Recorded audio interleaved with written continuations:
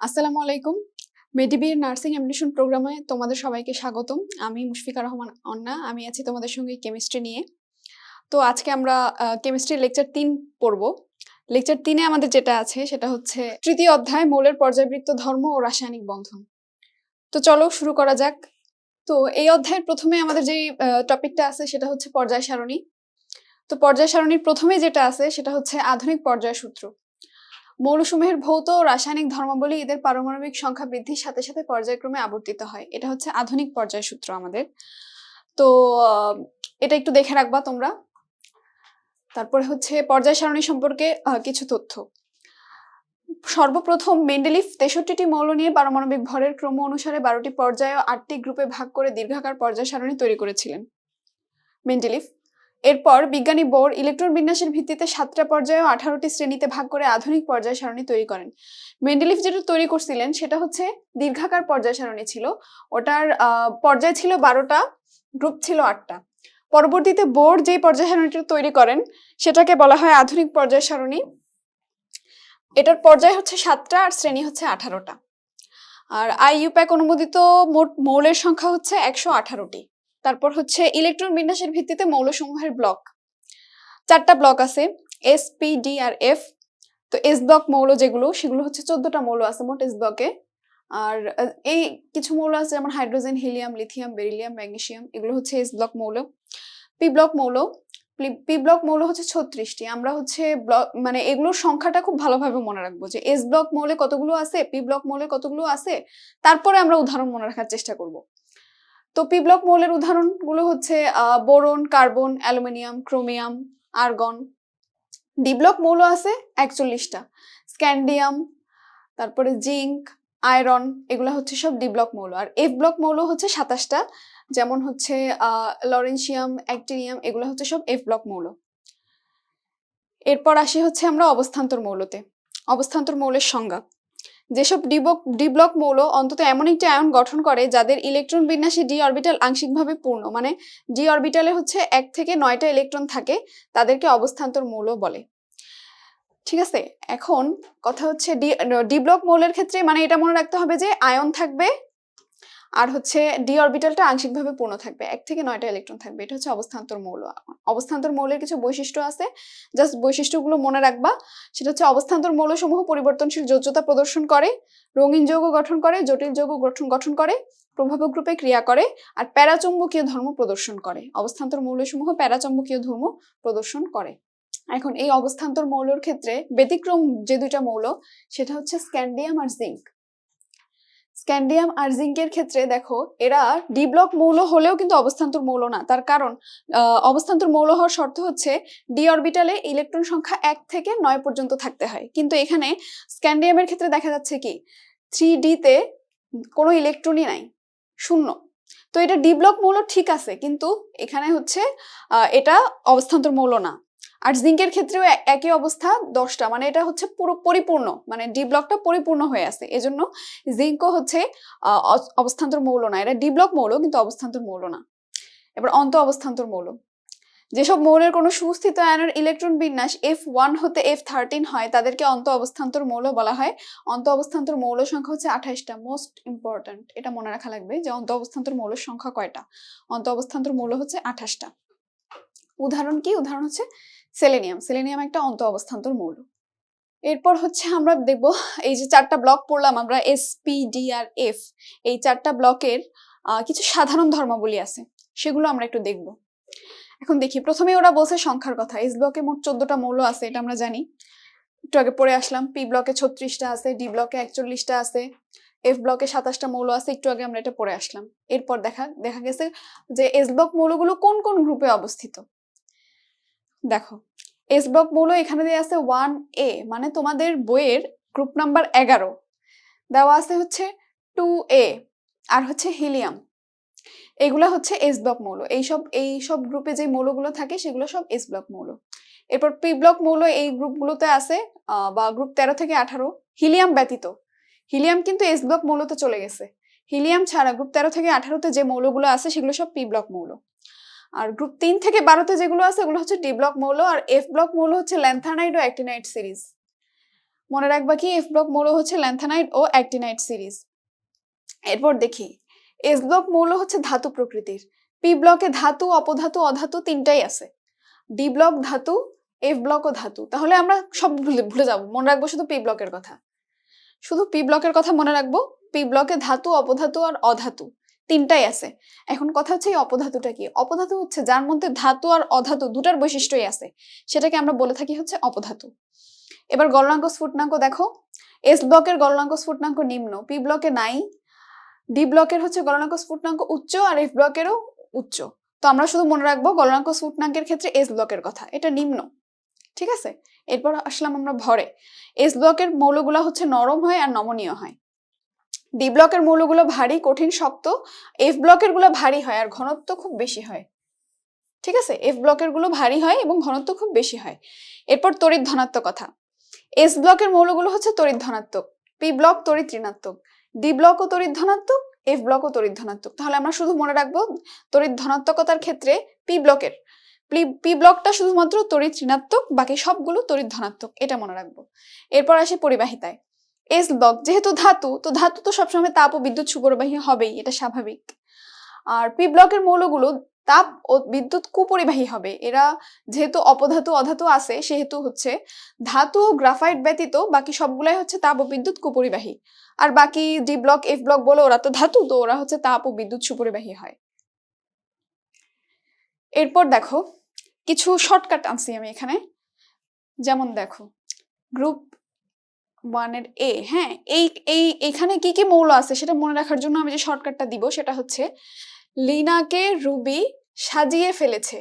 হ্যাঁ, লিনাকে লিতে হচ্ছে লিথিয়াম, নাতে হচ্ছে সোডিয়াম, কেতে হচ্ছে পটাশিয়াম। রুবিতে হচ্ছে রুবিডিয়াম, সাজিয়েতে হচ্ছে সিজিয়াম, ফেলেছেতে হচ্ছে ফ্রান্সিয়াম। ঠিক আছে। গ্রুপ 2 এর এতে বিধবা মায়ের ক্যাডার সন্তান বাদশা রহিম। বিধবার বিতে হচ্ছে বেরিলিয়াম, মায়ের ম্যাগনেসিয়াম, ক্যাডারে পড়বো আমরা ক্যাডমিয়াম, সন্তানে পড়বো স্ট্রনসিয়াম, বাদশাতে ব্যারিয়াম, আর হচ্ছে রহিমে রেডিয়াম পড়বো। হ্যাঁ, এরপর গ্রুপ 3 এ, এটার জন্য আমরা পড়বো হচ্ছে বাবা এলো গেল ইন্ডিয়া থাইল্যান্ড। বিতে বোরন, বাবাতে বোরন, এলোতে অ্যালুমিনিয়াম, গেলোতে গ্যালিয়াম, ইন্ডিয়াতে ইন্ডিয়াম, থাইল্যান্ডে হচ্ছে টাইটানিয়াম। ঠিক আছে। তারপরে গ্রুপ 4 এ, এটার শর্টকাটটা হচ্ছে কাকা শীঘ্রই জিনিয়াস স্যার পাবে। কাকাতে কার্বন, শীঘ্রইতে হচ্ছে সিলিকন, জিনিয়াসে জার্মেনিয়াম, সারে হচ্ছে এটা স্টেনাস, আর পাবেতে হচ্ছে প্লাম্বাম মানে লেড। এরপরে গ্রুপ 5 এর এ হচ্ছে নলকূপের পানিতে আর্সেনিক সমস্যা বিদ্যমান। নলকূপের 9 হচ্ছে নাইট্রোজেন, পিতে ফসফরাস, আর্সেনিকতে তো আর্সেনিক, সমস্যাতে হচ্ছে অ্যান্টিমনি, এসবি অ্যান্টিমনি, আর বিদ্যমানে হচ্ছে বিসমাথ। এরপরে গ্রুপ 6 এর এ মানে যেটা হচ্ছে গ্রুপ 16, সেটাতে কি কি আছে দেখি। ওএসএসসি তে পড়ে, ওএসএসসি তে পড়ে, গ্রুপ 16 এসএসসি তে পড়ে। ওতে হচ্ছে অক্সিজেন, এসে হচ্ছে সালফার, এসসি তে হচ্ছে সেলেনিয়াম, তেতে হচ্ছে টেকনিশিয়াম, পোতে হচ্ছে পোলোনিয়াম। এবার দেখো, এবার আসে হচ্ছে গ্রুপ 8। গ্রুপ 8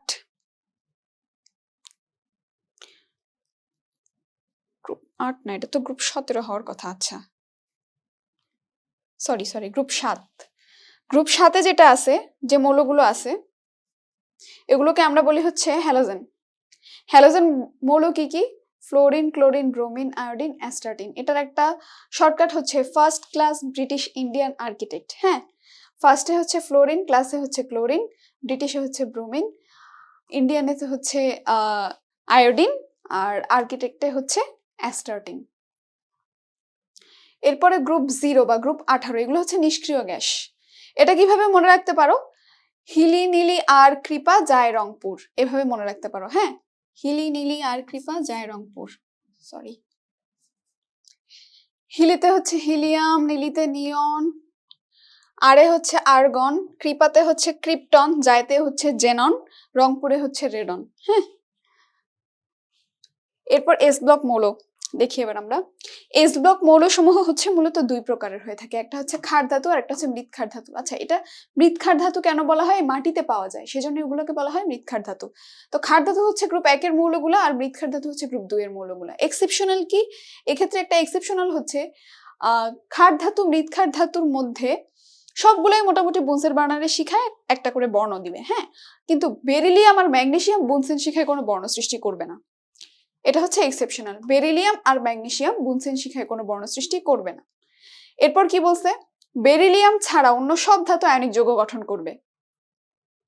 বেরিলিয়াম ব্যতীত অন্য সব ধাতু আয়নিক যৌগ গঠন করবে। আর এখানে দেখো lithium chloride, lithium bromide, lithium iodide alcohol ও অ্যাসিটোনে অধিক দ্রবণীয় হবে। ঠিক আছে, অ্যালকোহল ও অ্যাসিটোনে এই তিনটা যৌগ অধিক দ্রবণীয় হবে। এরপর হচ্ছে দেখো কিছু আকরিকের নাম আমি এখানে নিয়ে আসছি। আকরিকের নাম দেখো এখানে রক সল্ট। রক সল্টের সংকেত কি? এখানে সোডিয়াম ক্লোরাইড। এরপর চিলি সল্ট পেপার, এটার সংকেত কি? Sodium nitrate. বোরাক্সের সংকেত এটা মনে রাখতে পারলে রাখবা, নালে দরকার নাই, এত কঠিন। ম্যাগনেসাইটের সংকেত হচ্ছে ম্যাগনেসিয়াম কার্বনেট। চুনাপাথরের সংকেত হচ্ছে ক্যালসিয়াম কার্বনেট। জিপসামের সংকেত হচ্ছে ক্যালসিয়াম সালফেট ইন্টু 2 অণু পানি। ডলোমাইট হচ্ছে ক্যালসিয়াম কার্বনেট। হ্যাঁ, এটা মনে রাখবা, এটা মনে রাখবাই, মানে আসতে পারে যে হচ্ছে নিচের কোনটি রক সল্টের সংকেত, এরকম আসতে পারে। এরপর দেখো প্রতিনিধি মৌল কাকে বলে? এস ব্লক ও পি ব্লকের মৌলসমূহকে আদর্শ বা প্রতিনিধি মৌল বলা হয়ে থাকে। ঠিক আছে, নিচে আবার আদর্শ মৌলের এটা সন্দীপ স্যারের বইতে একটু দেয়া আছে যে তৃতীয় পর্যায়ের মৌলগুলোকে আদর্শ মৌল বলা হয়। এখন আদর্শ মৌল মনে রাখার ক্ষেত্রে কি কি আদর্শ মৌল আছে সেগুলো মনে রাখার ক্ষেত্রে একটা ছন্দ দেখো এখানে বলছি, ক্রিপন, রুবি, রাকা, সিয়াম, ইন্ডিয়া, ফ্রান্স, গ্যালোজে। ক্রিপনে ক্রিপ্টন, রুবিতে রুবিডিয়াম, রাকার রাতে হচ্ছে রেডিয়াম, ক্যাতে ক্যালসিয়াম, সিয়ামের এসআইতে হচ্ছে স্ট্রনশিয়াম, আর আমের ক্ষেত্রে হচ্ছে পটাশিয়াম। ঠিক আছে, ইন্ডিয়াতে ইন্ডিয়াম, ফ্রান্সে হচ্ছে ফ্রান্সিয়াম, গ্যালোতে হচ্ছে গ্যালিয়াম, জেতে হচ্ছে জেনন। এভাবে মনে রাখতে পারো। এরপর পি ব্লক ভুক্ত মোট অপধাতু আছে হচ্ছে 6টা। হ্যাঁ, পি ব্লক ভুক্ত মোট অপধাতু কয়টা? 6টা। কি কি দেখো? Boron, silicon, germanium, arsenic, antimony, technetium, এগুলো হচ্ছে অপধাতুগুলো পি ব্লকের। এবার দেখো গ্রুপ 15। গ্রুপ 15কে বলা হয়ে থাকে হচ্ছে নিক্টোজেন বা শ্বাসরোধকারী গ্যাস। গ্রুপ 15কে বলা হয়ে থাকে নিক্টোজেন, আর নিক্টোজেন মানে হচ্ছে শ্বাসরোধকারী গ্যাস। যেমন শ্বাসরোধকারী গ্যাস কি কি? নাইট্রোজেন, ফসফরাস, আর্সেনিক, তারপর হচ্ছে অ্যান্টিমনি, বিসমাথ, এগুলো হচ্ছে শ্বাসরোধকারী গ্যাস। গ্রুপ 18কে বলা হয় হচ্ছে সেতু মৌল, হাইড্রোজেনকে বলা হয় হচ্ছে দুষ্ট মৌল। হাইড্রোজেনকে কি বলা হয়? দুষ্ট মৌল। এরপর দেখো গ্রুপ 17 এর মৌলগুলা মানে মনে রাখার জন্য ওই যে আমি এর আগেও বলছিলাম যে ছন্দটা first class British Indian architect, এভাবে তুমি মনে রাখতে পারো। এরপর দেখো গ্রুপ 16কে বলা হয় হচ্ছে চ্যালকোজেন বা আকরিক সৃষ্টিকারী মৌল। গ্রুপ 16কে কি বলা হয়? আকরিক সৃষ্টিকারী মৌল। গ্রুপ 16 মৌলগুলা কি কি দেখো? Oxygen, sulphur, selenium, technetium. এটার হচ্ছে আগের স্লাইডে আমি তোমাদের শর্টকাট দিলাম। এবার দেখো নিষ্ক্রিয় গ্যাসের বিশেষ ব্যবহার একটু পড়া লাগবে। কোথায় কোথায় পড়া লাগবে দেখো? হিলিয়াম। হ্যাঁ, হিলিয়াম দেখো এখানে একটা লাইন আছে, হাইড্রোজেনের তুলনায় হিলিয়াম গ্যাসের বেলুন উত্তোলন ক্ষমতা 92%, এটা মনে রাখবা। আর গভীর পানির নিচে কর্মরত ডুবুরিগণের শ্বাস প্রশ্বাসে ব্যবহৃত অক্সিজেন সিলিন্ডারে 80% হিলিয়াম ও 20% অক্সিজেন থাকে। গভীর পানিতে যারা ডুবুরিরা থাকে ওরা যে সিলিন্ডারটা নিয়ে যায় ওখানে 80% হচ্ছে হিলিয়াম গ্যাস থাকবে আর 20% অক্সিজেন গ্যাস থাকবে। এখন দেখো নিয়ন আলো, এটা তো সবাই শুনছো, নিয়ন আলো তো দেখার কথা। উজ্জ্বল লাল বর্ণের যে আলোটা আমরা ব্যবহার করি সেটাকে আমরা নিয়ন আলো বলি, এটা কুয়াশার মধ্যেও দেখা যায়। তারপরে উড়ন্ত বিমানে পাইলটগণ উজ্জ্বল লাল বর্ণের নিয়ন আলো সংকেত ব্যবহার করে থাকেন। তারপর সবুজ বা নীল বর্ণের বাল্বে অন্যান্য নিষ্ক্রিয় গ্যাস অথবা মার্কারি বাষ্প মিশ্রিত থাকে। হ্যাঁ, মানে নিয়ন আলোটা তো লাল হয়, সবুজ বা অন্যান্য যে বর্ণের বাল্বগুলো থাকে ওগুলোতে নিষ্ক্রিয় গ্যাস অথবা মার্কারি বাষ্প মিশিয়ে থাকা হয়। ঠিক আছে, এরপর আর্গন। আর্গনের কাজ কি দেখো? বৈদ্যুতিক বাল্বে নিষ্ক্রিয় পরিবেশ রূপে আর্গন ব্যবহৃত হয়। বৈদ্যুতিক বাল্বে নিষ্ক্রিয় গ্যাস রূপে আর্গন ব্যবহৃত হয়, নিষ্ক্রিয় পরিবেশ রূপে। ঠিক আছে, আর বায়ুতে নিষ্ক্রিয় গ্যাস সমূহের মধ্যে আর্গনের পরিমাণ বেশি, 0.93% হচ্ছে আর্গন থাকবে বায়ুতে নিষ্ক্রিয় গ্যাস হিসাবে। এরপর দেখো krypton xenon. Photographic flash bulb তৈরিতে ক্রিপ্টন জেনন মিশ্রণ ব্যবহার করা হয়। ফটোগ্রাফিক ফ্ল্যাশ বাল্ব তৈরিতে ক্রিপ্টন জেনন মিশ্রণ ব্যবহার করা হয়। হ্যাঁ, এরপর রেডন দেখো, তেজস্ক্রিয় রেডন ক্যান্সার চিকিৎসায় ক্যান্সার কোষ ধ্বংস করার কাজে ব্যবহার করা হয়। রেডনটা কি করা হয়? ক্যান্সারের চিকিৎসায় ক্যান্সার কোষ ধ্বংসের জন্য ব্যবহার করা হয়ে থাকে। ঠিক আছে, এরপর আমরা চলে যাই। দেখো এখানে একটা লাইন আছে যে অ্যাসিড অ্যানহাইড্রাইড হচ্ছে কম সংখ্যক পানির অণু অ্যাসিড গ্রহণ করলে সেটাকে হচ্ছে মেটাফসফরিক বলবো। কম সংখ্যক পানি অণু সহ অ্যাসিড গঠন করলে সেটাকে আমরা মেটাফসফরিক বলবো, আর অধিক সংখ্যক পানি বিক্রিয়ায় অ্যাসিড গ্রহণ করলে সেটাকে আমরা অর্থোফসফরিক বলবো। হ্যাঁ, অধিক অর্থে অর্থ, অধিক যেখানে থাকবে ওখানে আমরা অর্থোফসফরিক দাগায় দিয়ে চলে আসব। এখান থেকে মোটামুটি এইটুক জানলেই চলে।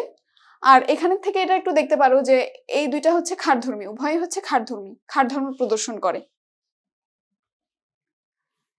এরপর দেখো গ্রুপ পি ব্লকের গ্রুপ 17 মৌলসমূহের ভৌত রাসায়নিক ধর্মাবলী। এরা গ্রুপ 17 মৌলগুলোকে কি বলা হয়? হ্যালোজেন, মানে সমুদ্রে হচ্ছে লবণ সৃষ্টিকারী। এখানে দেখো এদের হচ্ছে কিছু রঙের কথা বলা হয়েছে। দেখো ফ্লোরিন, ফ্লোরিন হচ্ছে ফিকে হলুদ। এটা মনে রাখার ক্ষেত্রে ফ্লোরিনের ফিকে হলুদেও সামনে ফ আছে, তো ফ এভাবে মনে রাখতে পারবা যে ফ্লোরিন ফিকে হলুদ। ক্লোরিন হচ্ছে সবুজাভ হলুদ। তারপরে ব্রোমিন হচ্ছে লাল বর্ণের তরল। আর আয়োডিন হচ্ছে গাঢ় বেগুনি বর্ণের কঠিন পদার্থ। আয়োডিন হচ্ছে গাঢ় বেগুনি বর্ণের কঠিন পদার্থ। এরপর দেখো এখানে ভ্যান্ডারওয়ালস আকর্ষণ বলের একটা ক্রম দেয়া আছে। দেখো ওই ছন্দ তোমরা মনে রাখতে পারো, ফার্স্ট ক্লাস, ব্রিটিশ, ইন্ডিয়ান, এইভাবে হচ্ছে বড় থেকে ছোটর দিকে যাচ্ছে এটা। এর জন্য আয়োডিন কঠিন, আয়োডিন হচ্ছে কঠিন থাকে, ব্রোমিন তরল থাকে, ক্লোরিন আর ফ্লোরিন হচ্ছে গ্যাস হয়। এরপর দেখো কি বলছে যে গ্রুপ 17 মৌলসমূহকে হ্যালোজেন্স বা সামুদ্রিক লবণ উৎপন্নকারী মৌল বলা হয়ে থাকে। আর এই গ্রুপের ফ্লোরিন হলো সর্বাধিক তড়িৎ ঋণাত্মক সক্রিয় অধাতব মৌল। হ্যাঁ, সর্বাধিক তড়িৎ ঋণাত্মক মৌল হচ্ছে ফ্লোরিন, মনে রাখবা। এই গ্রুপের সর্বাধিক তড়িৎ ঋণাত্মক মৌলকে ফ্লোরিন। ঠিক আছে, এরপর দেখো এরপর আছে হচ্ছে ফেরোম্যাগনেটিক পদার্থ, ডায়াম্যাগনেটিক পদার্থ, প্যারাম্যাগনেটিক পদার্থ। ফেরোম্যাগনেটিক পদার্থ কোনগুলা সেটা মনে রাখার জন্য শর্টকাট হচ্ছে ফেনিকো। আয়রন, নিকেল, কোবাল্ট, এরা হচ্ছে ফেরোম্যাগনেটিক। ডায়াম্যাগনেটিক কি? ডায়াম্যাগনেটিক মনে রাখার জন্য আমরা মনে রাখবো হচ্ছে কাজিনের স্কার্ট। হ্যাঁ, কাতে হচ্ছে কপার আর জিনের হচ্ছে জিঙ্ক। স্কার্টের শয়কয় হচ্ছে স্ক্যান্ডিয়াম, টতে হচ্ছে টাইটেনিয়াম। এবার প্যারাম্যাগনেটিক পদার্থ কি কি দেখি। প্যারাম্যাগনেটিক পদার্থগুলো হচ্ছে কবি, কপালে, ম্যাঙ্গো। কোবাল্ট, কপার, ম্যাঙ্গানিজ, মানে আমি ব্যক্তিগতভাবে বলি হচ্ছে এই উপরে দুটো মনে রাখবা, এটা যেহেতু অনেক বড় এটা মনে রাখার কোনো দরকার নেই, তো উপরে দুটো মনে রাখলেই হয়েছে। এরপর দেখো কঠিন অধাতু কোনগুলা। কঠিন অধাতুর ক্ষেত্রে হচ্ছে শর্টকাটটা হচ্ছে আইসি এট সিপি সব। আইতে তো আয়োডিন, সিতে হচ্ছে সেলেনিয়াম, এটে হচ্ছে অ্যাস্টার্টিন, সিতে হচ্ছে কার্বন, পিতে ফসফরাস, আর সপের এসে হচ্ছে সালফার। তারপর হচ্ছে ডিজেনারেট অবস্থা। ডিজেনারেট অবস্থা কাকে বলে? অবস্থান্তর ধাতুর মুক্ত একক পরমাণুতে 5টা ডি অরবিটাল সমশক্তি স্তরে থাকে, একে ডিজেনারেট অবস্থা বলে। অবস্থান্তর যে ধাতুগুলা থাকে ওগুলার মুক্ত একক পরমাণুতে 5টা ডি অরবিটাল সমশক্তি স্তরে থাকবে, এই অবস্থাকে আমরা বলবো ডিজেনারেট অবস্থা। এখন দেখো অবস্থান্তর ধাতুর আয়নের বর্ণ। অবস্থান্তর ধাতুর মধ্যে কোন বর্ণটা কোন আয়ন, মানে কোন বর্ণের কোন আয়নটা হচ্ছে কোন বর্ণ দিবে সেটা হচ্ছে আমরা দেখব। দেখো টাইটানিয়াম 3+ দিবে হচ্ছে বেগুনি, তারপরে ভ্যানাডিয়াম 4+ দিবে হচ্ছে নীল, 3+ দিবে সবুজ, ক্রোমেট মানে ক্রোমিয়াম 3+ দিবে বেগুনি, ম্যাঙ্গানিজ দিবে বেগুনি। তারপরে দেখো এখানে আবার বলছে হচ্ছে ম্যাঙ্গানিজ 2+ দিবে হচ্ছে গোলাপি, তারপরে ফেরিক দিবে হচ্ছে হলুদ, ফেরাস সবুজ, কোবাল্ট দিবে গোলাপি, নিকেল দিবে সবুজ, কোবাল্ট দিবে তারপরে হচ্ছে কপার 2+ দিবে হচ্ছে নীল।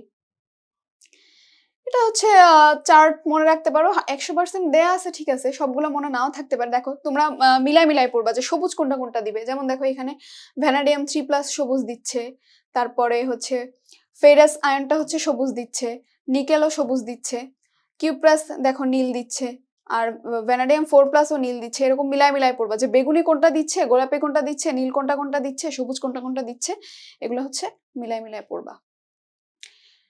এরপর দেখো জটিল আয়ন বা লিগ্যান্ডের কথা বলছে।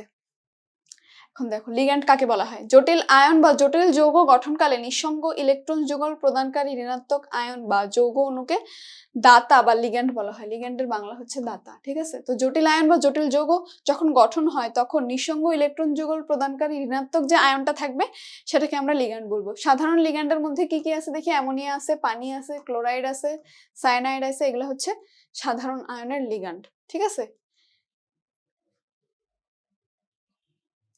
এরপরে অবস্থান্তর ধাতুর সাথে ক্ষার দ্রবণের বিক্রিয়া। এখানেও বর্ণের একটা জিনিস আছে, দেখো ক্যাটায়নে ক্রোমেট হচ্ছে সবুজ বর্ণ দিবে, ম্যাঙ্গানিজ ধূসর দিবে এখানে, তারপরে ফেরিক দিবে হচ্ছে সবুজ, কোবাল্ট দিবে গোলাপি। কোবাল্ট আর ম্যাঙ্গানিজটা মনে রাখবা, ম্যাঙ্গানিজ ধূসর, কোবাল্ট হচ্ছে গোলাপি। হ্যাঁ, সবুজ কারা কারা দেয় সেটার জন্য একটা শর্টকাট আছে, সবুজ যারা যারা দেয় তাদের একটা শর্টকাট দেখো।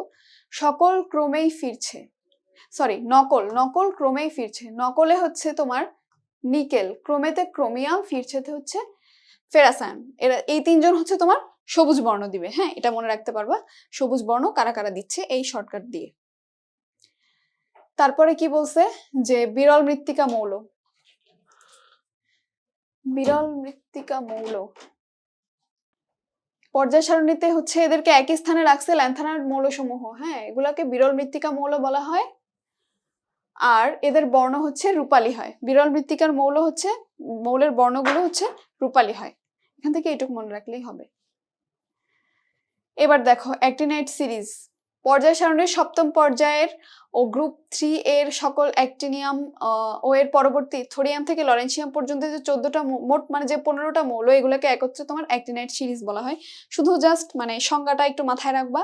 আর অ্যাক্টিনাইড সিরিজের ধর্ম দেখো, অ্যাক্টিনাইড মৌলসমূহ হচ্ছে তেজস্ক্রিয় মৌল হয়, ঘনত্ব খুব বেশি হয়। ব্যতিক্রম হচ্ছে থোরিয়াম, এর ঘনত্ব একটু কম হবে। আর উচ্চ গলনাঙ্ক আর উচ্চ স্ফুটনাঙ্ক আছে। অ্যাক্টিনাইড সমূহ হচ্ছে অধিক তড়িৎ ধনাত্মক ধাতু। অ্যাক্টিনাইড গুলো হচ্ছে অধিক তড়িৎ ধনাত্মক ধাতু, দেখা যাচ্ছে? আর এরা হচ্ছে +3 থেকে +6 পর্যন্ত হচ্ছে জারণ অবস্থা প্রদর্শন করে। আর এখানে কি বলছে একটু, থোরিয়া ও সেরিয়া এই মিশ্রণটা সূক্ষ্ম কণারূপে গাড়ির হেডলাইট, জাহাজ ও রেলগাড়ির টর্চ লাইটে ব্যবহার করা হয়। এটা মনে রাখবা, থোরিয়া সেরিয়া গাড়ির হেডলাইট, জাহাজ ও রেলগাড়ির হচ্ছে লাইটে ব্যবহার করা হয়। এখন দেখো একই পর্যায় থেকে বাম থেকে ডানে গেলে কি বাড়বে আর কি কমবে। তো দেখো একই পর্যায়ের বাম থেকে ডানে গেলে কমে হচ্ছে পরমাণুর আকার, ধাতব ধর্ম, বিজারণ ক্ষমতা, এগুলো হচ্ছে কমবে। একই পর্যায় সারণীর একই পর্যায়ের বাম থেকে ডান দিকে গেলে পরমাণুর আকার, ধাতব ধর্ম আর বিজারণ ক্ষমতা হচ্ছে কমে যাবে। শুধু কমাটা মনে রাখবা, কমা 3টা কমা মনে রাখবা, বারেটা হচ্ছে বাকি যা থাকবে সব বাড়বে। এই 3টা বাদে বাকি যা থাকবে সব বাড়বে।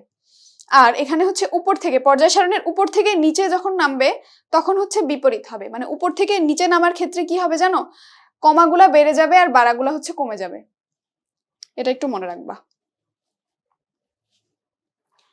এরপর পরমাণুর আকার। পরমাণুর আকারের মধ্যে প্রথমে যেটা আছে সেটা হচ্ছে পরমাণুর ব্যাসার্ধ। কোন পরমাণুর নিউক্লিয়াসের কেন্দ্র ও সর্ববহিস্থ ইলেকট্রন স্তরের মধ্যবর্তী দূরত্বকে পারমাণবিক ব্যাসার্ধ বলা হয়। এটা যদি একটা পরমাণু হয়, মাঝখানে নিউক্লিয়াস, এখান থেকে এই পর্যন্ত যে দূরত্বটা, এটাকে আমরা বলবো হচ্ছে পারমাণবিক ব্যাসার্ধ। তো দুই ভাবে আমরা পরমাণুর আকারকে প্রকাশ করতে পারি, একটা হচ্ছে সমযোজী ব্যাসার্ধ আর একটা হচ্ছে ধাতব ব্যাসার্ধ। তো সমযোজী ব্যাসার্ধকে মূলত হচ্ছে পারমাণবিক ব্যাসার্ধ হিসেবে গণ্য করা হয়। আর ধাতব ব্যাসার্ধের ক্ষেত্রে কি হয় দেখো, হীরকে 2টা কার্বন পরমাণুর মধ্যকার আন্তঃনিউক্লিয়াস দূরত্ব হচ্ছে তোমার 0.154 ন্যানোমিটার বা 154 পিকোমিটার। হীরকের ক্ষেত্রে এটা মনে রাখবা, আন্তঃনিউক্লিয়াস দূরত্ব হচ্ছে 0.154 ন্যানোমিটার হীরকের ক্ষেত্রে, এটুকু মনে রাখলেই হবে। আর ধাতব ব্যাসার্ধ সাধারণত সমযোজী ব্যাসার্ধ অপেক্ষা প্রায় 10 থেকে 20% বেশি হয়ে থাকে। ধাতব ব্যাসার্ধ সমযোজী ব্যাসার্ধ অপেক্ষা 10 থেকে 20% বেশি হয়ে থাকে, এটা মনে রাখবা। তারপর মনে রাখবা সোডিয়াম পরমাণুর কেন্দ্র মধ্যবর্তী দূরত্ব হলো 372 পিকোমিটার। ইউনিট মনে রাখবা, এটা 372 পিকোমিটার, ওখানে সেন্টিমিটার কিলোমিটার অনেক কিছু থাকবে, পিকোমিটার দাগাবা। এবার হচ্ছে আয়নীকরণ শক্তি। গ্যাসীয় অবস্থায় কোনো মৌলের 1 মোল বিচ্ছিন্ন পরমাণু থেকে একটি করে ইলেকট্রন সরিয়ে একে গ্যাসীয় বিচ্ছিন্ন 1 মোল ধনাত্মক আয়নে পরিণত করতে যে পরিমাণ শক্তির প্রয়োজন হয় তাকে হচ্ছে আয়নীকরণ শক্তি বলে। হাবিজাবি এত কিছু মনে রাখার দরকার নাই, শুধু দেখবা ধনাত্মক আয়নে পরিণত করতে। আর হচ্ছে এই যে গ্যাসীয় কথাটা, গ্যাসীয় বিচ্ছিন্ন এক মোল, এটুক মনে রাখবা, এটুক দেখলে হচ্ছে ওটা বসাই দিবা আয়নীকরণ শক্তি। এবার হচ্ছে অক্সাইডের অম্ল ক্ষারক ধর্ম। নিরপেক্ষ অক্সাইড কোনগুলো এগুলো আগে দেখতে হবে একটু। দেখো কি কি নিরপেক্ষ অক্সাইড আছে। Carbon dioxide, nitrous oxide আর নাইট্রোজেন মনোক্সাইড, এই তিনটা হচ্ছে তোমার নিরপেক্ষ অক্সাইড। কি কি? Carbon dioxide, nitrous oxide, nitrogen monoxide. এই তিনটা মনে রাখতেই হবে, একদম মানে 100% মনে রাখবাই। এরপর দেখো আমরা চলে আসলাম সংকরণে। সংকরণ কি? বিক্রিয়াকালে কোনো পরমাণুর যোজ্যতা স্তরের বিভিন্ন শক্তির অরবিটাল সমূহ পরস্পরের সাথে মিশ্রিত হয়ে পরে সমশক্তির অরবিটাল সৃষ্টির প্রক্রিয়াকে অরবিটাল সমূহের সংকরণ বা হাইব্রিডাইজেশন বলে। যখন দুটো মৌল একসাথে বিক্রিয়া করে তখন তাদের সর্ববহিস্থ স্তরের যে অরবিটাল ওগুলা কি হয়, পরস্পরের সাথে একসাথে মিলে যায়, মিলে যে নতুন দুটো অরবিটাল তৈরি হয় সেটাকে আমরা বলবো হচ্ছে অরবিটালের সংকরণ। সংকরণ কে আবিষ্কার করছে? বিজ্ঞানী লিনাস পলিং। বিজ্ঞানী লিনাস পলিং সর্বপ্রথম হচ্ছে সংকরণ মতবাদ প্রদান করছে। এখন দেখো সংকরণ মোট হচ্ছে আমরা এই 8টা সংকরণ পাবো আমাদের বইয়ের মধ্যে। হ্যাঁ, এর বাইরে কোনোটা আসবে না পরীক্ষায়, বইয়ের বাইরে কোনো কোশ্চেন হবে না এই বইয়ের বাইরে। প্রথমে হচ্ছে sp3, তারপরে sp2, sp, sp2d, sp3d, sp3d2, sp3d3, d2 sp3 এবং sp3d2 সংকরণ। ঠিক আছে, আর আমরা মনে রাখবো হচ্ছে কোন সংকরণের আকৃতি কেমন। sp3 যেটা ওটা হচ্ছে চতুস্তলকীয়, sp2 যেটা ওটা হচ্ছে সমতলীয় ত্রিভুজাকার, sp হচ্ছে সরল রৈখিক। এখন দেখো এটার একটা শর্টকাট আমি তোমাদের বলি। sp3 এটাতে হচ্ছে অরবিটাল কয়টা হচ্ছে? মোট 4টা না? s একটা, p 3টা, মোট হচ্ছে 4টা। তাহলে এটা কি? চতুস্তলকীয় গঠন। sp2 এর ক্ষেত্রে দেখো s একটা, p 2টা, তো 2 আর 1 মিলে কত হচ্ছে? 3টা। তো এখানে কি বলছে? সমতলীয় ত্রিভুজাকার গঠন।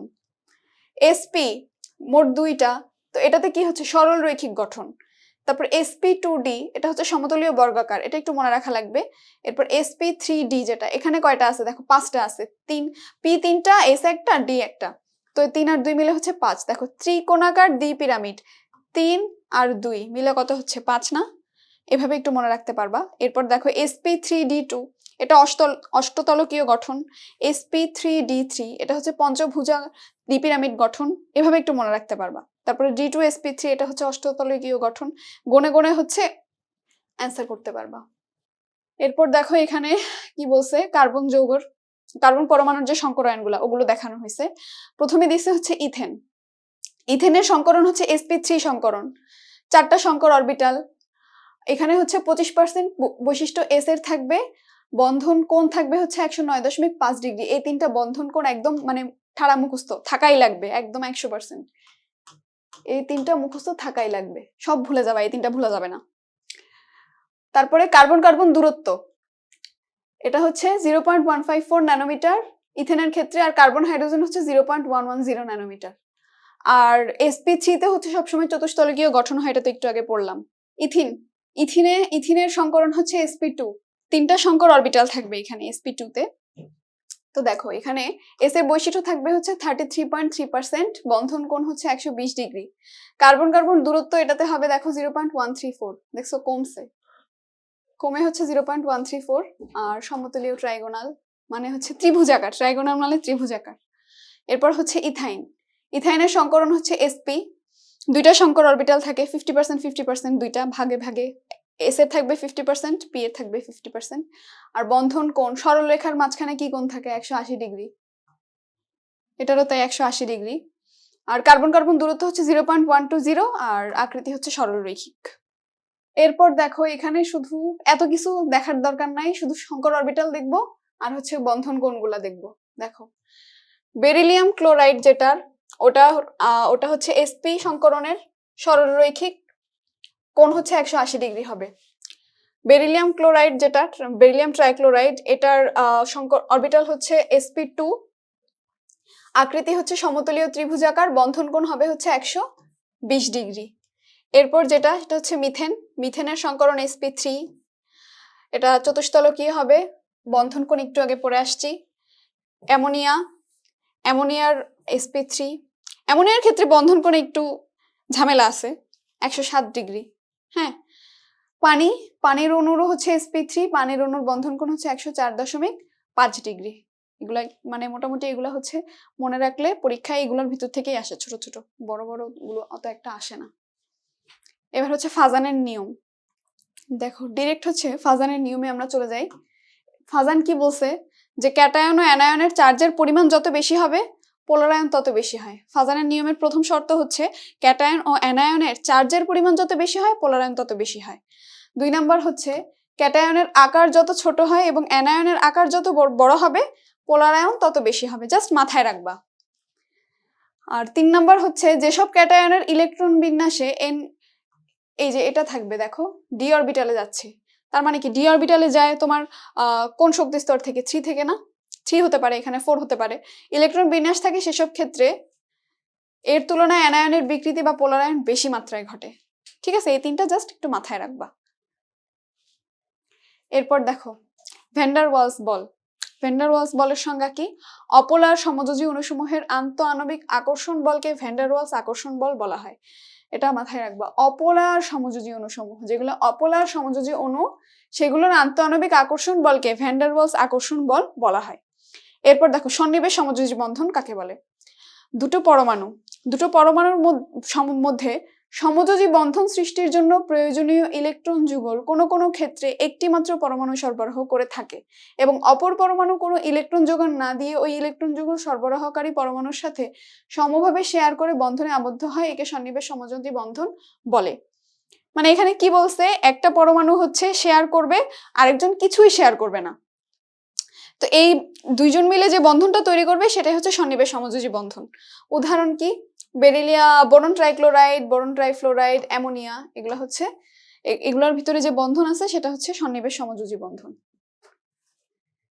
এরপরে দেখো কিছু আয়নের নাম এখানে দিছি আর সাথে সংকেত দিছি, এটা একটু দেখে রাখতে পারো। যেমন মোস্ট কমন যেগুলা, এগুলা সবাই জানে। অ্যামোনিয়াম, এটা সবাই পারে। নাইট্রাইট আর নাইট্রেটের মধ্যে দেখো নাইট্রাইটের হচ্ছে এখানে 2, নাইট্রেটের হচ্ছে 3। হাইড্রোক্সাইড সবাই জানে, সায়ানাইডও জানে। হাইড্রোজেন কার্বনেট, এটাকে হচ্ছে বাইকার্বনেটও বলে, হাইড্রোজেন কার্বনেটও বলে, আবার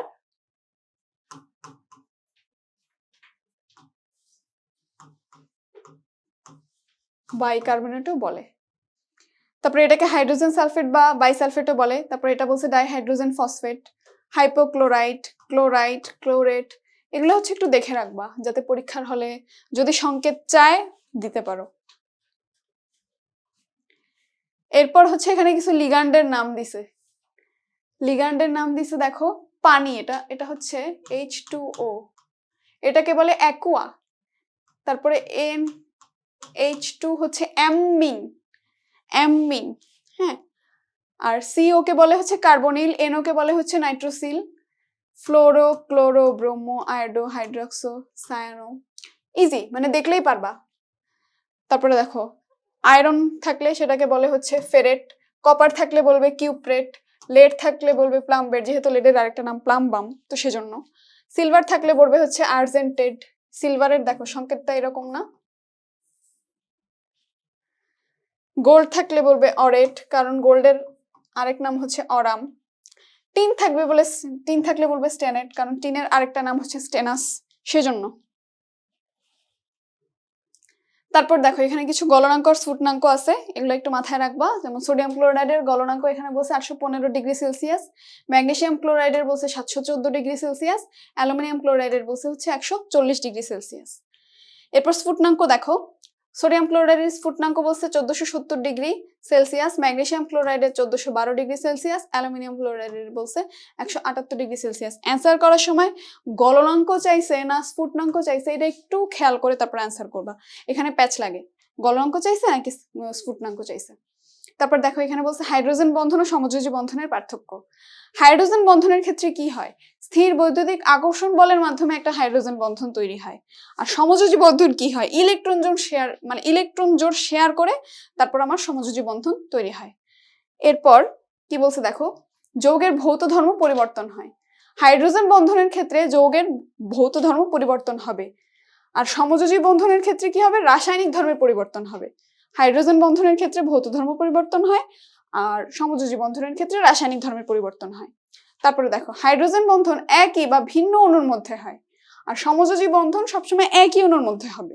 হাইড্রোজেন বন্ধন একই অণুর মধ্যেও হতে পারে, আবার ভিন্ন দুটো অণুর মধ্যেও হতে পারে, কিন্তু সমযোজী বন্ধন সবসময় একই অণুর মধ্যেই হয়। এরপর দেখো স্পট এক্সাম। আজকের মতো আমাদের এই অধ্যায়ের পড়াশোনা শেষ। এই অধ্যায় থেকে কি কি প্রশ্ন আসতে পারে সেটা একটু আমরা দেখে রাখি। দেখো, পর্যায় সারণীর মূল ভিত্তি হচ্ছে কি? ইলেকট্রন বিন্যাস। ঠিক আছে, নাইট্রোজেন কোন গ্রুপে অবস্থিত? নাইট্রোজেন কোন গ্রুপে অবস্থিত পড়ছিলাম? 5A। তারপরে এখানে বলছে বেরিয়াম 2+ জারণ শিখায় কি বর্ণ দেয়? সবুজ বর্ণ দেয়। একটু আগেই পড়ছিলাম আমরা। তো আজকের মতো এই অধ্যায়ের পড়াশোনা এখানেই শেষ। সবাই সুস্থ থাকো, ভালো থাকো, আর ভালো মতো পড়াশোনা করো। দেখা হবে ইনশাল্লাহ অন্য কোনো লেকচারে। আসসালামু আলাইকুম।